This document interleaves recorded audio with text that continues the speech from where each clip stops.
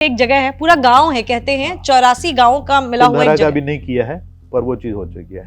भानगढ़ का किला अब क्लीन है, क्लीन है। अभी घूम सकते हैं वहां पे।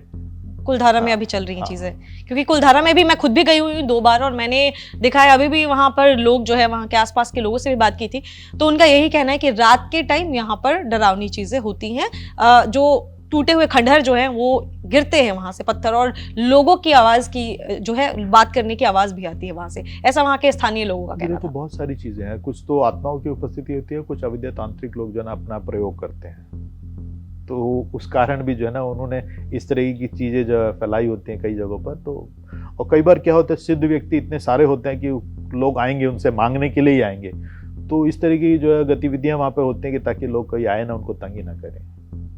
कई ऐसे प्लेसेस हैं, बहुत सारे हॉन्टेड प्लेसेस हैं। इवन हमारे इंडिया में बहुत सारी जगहों पर ऐसे कितनी सारे लोगों की कोठियां हैं जो दिल्ली में ही हैं, और कहा जाता है उन कोठियों में भूत है। किसी तो कोई बात नहीं, वो भूतों वाली कोठियां मुझे दे दो। हाँ, आप क्लीन कर सकते हैं।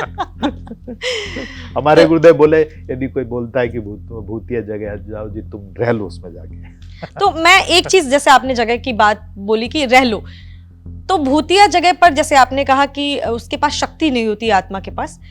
कुछ सालों पहले की बात है, अभी हाल ही में कुछ सालों पहले एक पैरानॉर्मल एक्टिविटीज में शामिल थे, विकास नाम था उनका। द्वारका में वो अपने वॉशरूम में जो है मृत पाए गए थे।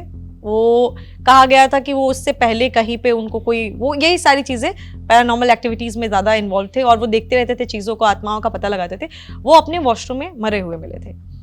कुछ लोगों का ये भी कहना है कि सडन डेथ था, कोई भी उनको हेल्थ इश्यूज नहीं थे। बहुत सारे लोगों ने बहुत सारी बातें की। आप तो इन्हीं चीजों में हैं, आपके हिसाब से क्या वो उनकी डेथ जो थी, बहुत यंग थे, तो उनकी डेथ किसी आत्मा की वजह से हुई थी या क्या रीजन था? देखो, आत्मा की वजह से हुई थी। बाकी तो लीगल में बहुत सारी चीजें जो न्यूज़पेपर में मैंने पढ़ी हैं, किसके पर क्या दोषारोपण किया गया है। बाकी उनका जो मेन कारण था वो आत्मा के कारण ही था, क्योंकि उन्होंने गलत समय पर उन आत्माओं के विचरण के समय पर हस्तक्षेप किया, जो शास्त्रों के अंदर, तंत्र के विधाओं में, विधान के अंदर मना है। उस समय हस्तक्षेप नहीं किया जाता, 9 से 12 स्पेशली। और उसी समय वो अक्सर सारी रिकॉर्डिंग किया करते थे।